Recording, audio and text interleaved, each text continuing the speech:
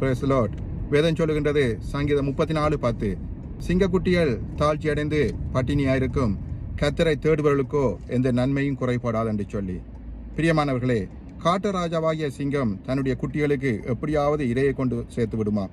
ஒருவேளை சிங்கக்குட்டிகள் கூட தாழ்ச்சி அடைந்து பட்டினி இருந்தால் கூட கர்த்தரை தேடுவர்களாகிய உங்களுக்கும் எனக்கும் வாழ்க்கையில் எந்த நன்மையும் குறைபடாது என்று சொல்லி தேவன் சொல்லுகின்றார். அதாவது எங்களுடைய வாழ்க்கையில நாங்கள் தேவனை கனப்படுத்தி அவரை மகிமைப்படுத்தி எங்களுடைய வாழ்க்கையில் நாங்கள் அவரை தேடும் போது எங்களுடைய வாழ்க்கையில் அவருக்கு நாங்கள் முக்கியத்துவம் கொடுக்கும் போது தேவன் எங்களுடைய வாழ்க்கையில் இருக்கிற குறைவுகளை நிவர்த்தி செய்ய அவர் போதுமானவராக இருக்கின்றார். ஆமென். நாங்கள் ஆராதிக்கின்ற தேவன் இயேசு கிறிஸ்து இன்றும் ஜீவிக்கின்றார். ஆமென்.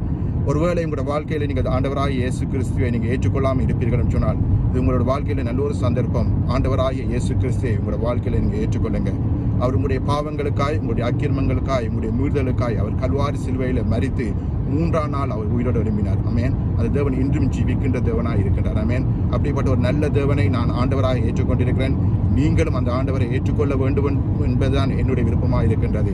ஏன்னு சொன்னால் இந்த வாழ்க்கை ஒரு குறிப்பிட்ட காலத்துக்கு தான் இந்த வாழ்க்கை நாங்கள் வாழ்வோம். அதற்கு பிறகு நாங்கள் மரித்து போய்விடுவோம். இதுக்கு பிறகு இன்னொரு வாழ்க்கை இருக்கின்றது. அது நான் சொல்கிறது பரலோக ஜீவியம். ஆமென். அந்த பரலோகத்துக்கு நீங்கள் செல்ல வேண்டும் என்று சொன்னால் ஒரே ஒரு வழி, ஆண்டவராய் இயேசு கிறிஸ்துவை உங்களோட வாழ்க்கையில் நீங்கள் ஏற்றுக்கொள்ள வேண்டும். ஆமென்.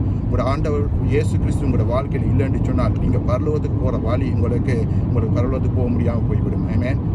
இதை நீங்கள் எப்படி ஏற்றுக்கொள்றீங்கன்னு எனக்கு தெரியலை.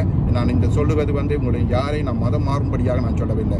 இயேசு கிறிஸ்து இந்த பூலோகத்துக்கு வந்தது மதம் மாற்றுறதுக்காக அவர் வரவில்லை. ஆனால் எங்களுடைய பாவங்களுக்காய், எங்களுடைய அக்கிரமங்களுக்காய், எங்களுடைய மீறுதலுக்காய் அவர் இந்த பூலோகத்திலே அவர் மானிட்டனாக பிறந்து அவர் மரித்து அவர் 3ஆம் நாள் உயிரோடு எழும்பினார். ஆமென். அப்படிப்பட்ட தேவனை நான் ஆண்டவராக ஏற்றுக்கொண்டிருக்கிறேன். நீங்களும் உங்களுடைய வாழ்க்கையில் ஆண்டவராக ஏற்றுக்கொள்ள வேண்டும் என்பதுதான் என்னுடைய விருப்பம். ஆமென். அப்படிப்பட்ட ஒரு தேவனை உங்களுடைய வாழ்க்கையில நீங்கள் ஆண்டவராக வைத்திருக்கும் போது உங்களுடைய வாழ்க்கையில் இருக்கிற குறைவுகளை அவர் நிவர்த்தி செய்ய அவர் போதுமான தேவனாக இருக்கிறார்.